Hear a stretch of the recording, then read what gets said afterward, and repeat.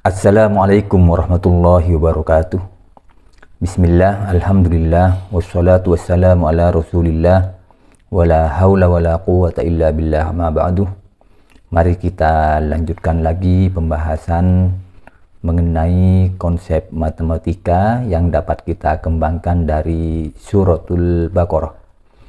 Pada konten sebelumnya telah dijelaskan satu konsep matematika yang mungkin dapat dikembangkan dari suratul Baqarah ayat 1. Pada kesempatan ini akan kita lanjutkan kepada beberapa ayat dari suratul Baqarah setelah ayat 1. A'udzu billahi minasyaitonir rajim. Dzalikal kitabu la raiba fihi hudal lil muttaqin.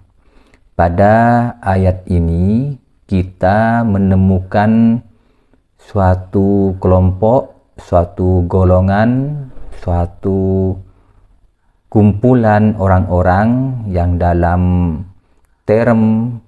istilah pada ayat kedua suratul Baqarah ini disebut sebagai al-muttaqin, yaitu orang-orang yang bertakwa. Jadi pada ayat kedua ini kita dapat mengembangkan konsep himpunan. Salah satu yang dapat kita kembangkan dari suratul Baqarah ayat 2 ini adalah konsep himpunan. Lebih lanjut, pada ayat ketiga suratul Baqarah menjelaskan siapa yang disebut dengan al-muttaqin di sini. Pada ayat 3 disebutkan al-muttaqin itu salah satunya adalah alladzina yu'minuna bil ghaib, yaitu orang-orang yang beriman kepada yang gaib. Pada potongan ayat ketiga ini ada himpunan orang-orang yang beriman kepada yang gaib. Dan dilanjutkan lagi pada ayat ketiga ini, yaitu wa yuqimunas shalah. Yang kedua ini menyebutkan himpunan orang-orang yang mendirikan sholat. Wa mimma razaqnahum yunfiqun. Dan dari apa-apa yang telah kami rezekikan kepada mereka, mereka menafkahkannya. Dengan demikian pada suratul Baqarah ayat 3 ini ada 3 himpunan yang dapat kita klasifikasi. Yang pertama yaitu himpunan orang-orang yang beriman kepada hal-hal yang gaib. Yang kedua, himpunan orang-orang yang mendirikan sholat. Dan yang ketiga adalah himpunan orang-orang yang menafkahkan rezeki yang telah diberikan oleh Allah kepada mereka. Lebih lanjut, pada ayat berikutnya masih menjelaskan ciri-ciri al-muttaqin, yaitu walladzina yu'minuna bima unzila ilaika wa ma unzila min qablik, yaitu mereka juga, jadi al-muttaqin itu juga adalah orang-orang yang beriman kepada apa-apa yang telah diturunkan kepada Nabi Muhammad SAW dan juga kepada apa-apa dalam hal ini kitab yang telah diturunkan sebelum Nabi Muhammad. Lanjut di ayat keempat, yaitu al-muttaqin ini juga wabil akhiratihum yuqinun. Dan mereka itu dengan akhirat mereka yakin. Pada ayat keempat suratul Baqarah ini kita menemukan 2 himpunan lagi. Yang pertama yaitu himpunan orang-orang yang beriman kepada yang telah diturunkan kepada Nabi Muhammad dan apa-apa yang telah diturunkan kepada Nabi sebelum Nabi Muhammad. Ini himpunan pertama di ayat keempat. Dan masih di ayat keempat, yaitu juga himpunan orang-orang yang yakin terhadap hari akhirat. Dengan demikian digabung dengan ayat 3 suratul Baqarah, maka kita menemukan 5 himpunan.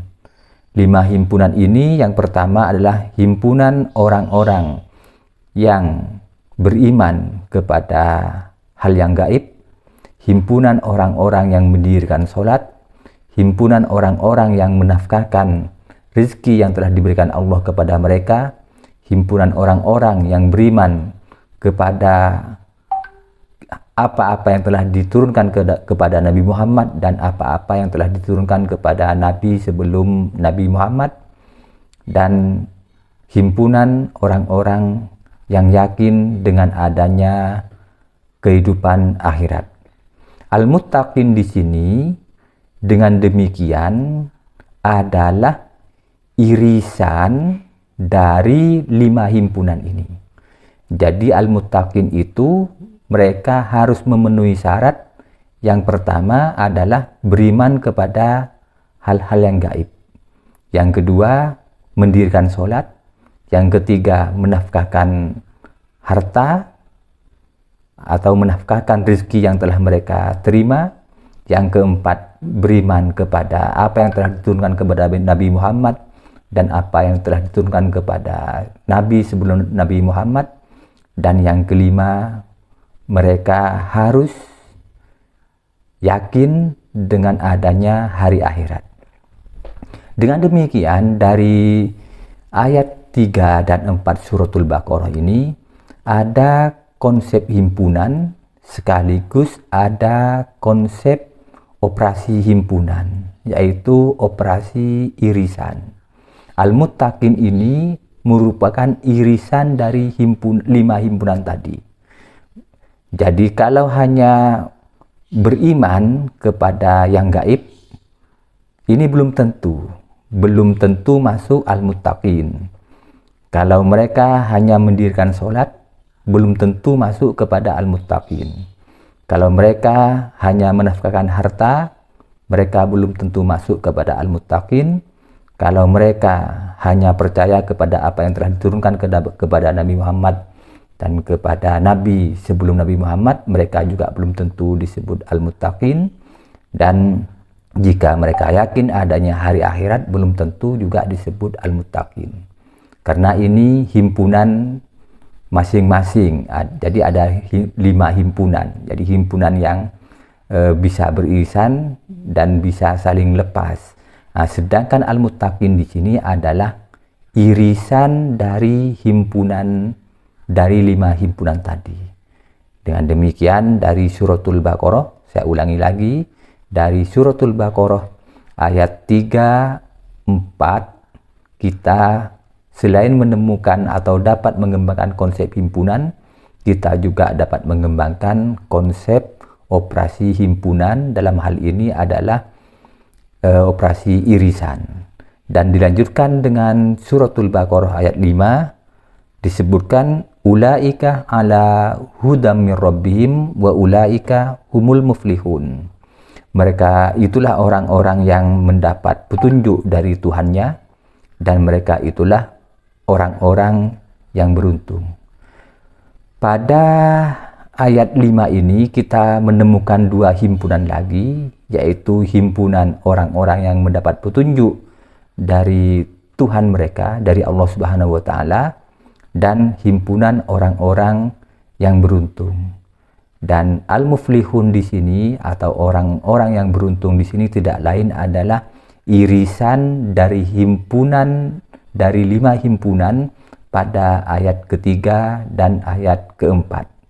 Irisan dari himpunan yang berada pada ayat ketiga dan ayat keempat, mereka disebut al-muttaqin, sekaligus mereka disebut al-muflihun, sekaligus mereka disebut orang-orang yang mendapat petunjuk dari Allah Subhanahu wa Ta'ala. Demikian yang dapat saya sampaikan. Ini hanya merupakan salah satu konsep yang dapat dikembangkan dari suratul Fatihah, dari suratul Baqarah ayat 2 sampai ayat 5. Tentunya kalau sudah ada konsep himpunan, ada konsep operasi himpunan, maka hal-hal yang berkaitan dengan himpunan dan juga hal-hal yang berkaitan dengan operasi himpunan dapat kita kembangkan lebih lanjut. Misalnya operasi gabungan, operasi selisih, dan juga operasi perkalian kartesius. Semoga bermanfaat. Sampai ketemu pada konten yang lain. Saya akhiri. Wassalamualaikum warahmatullahi wabarakatuh.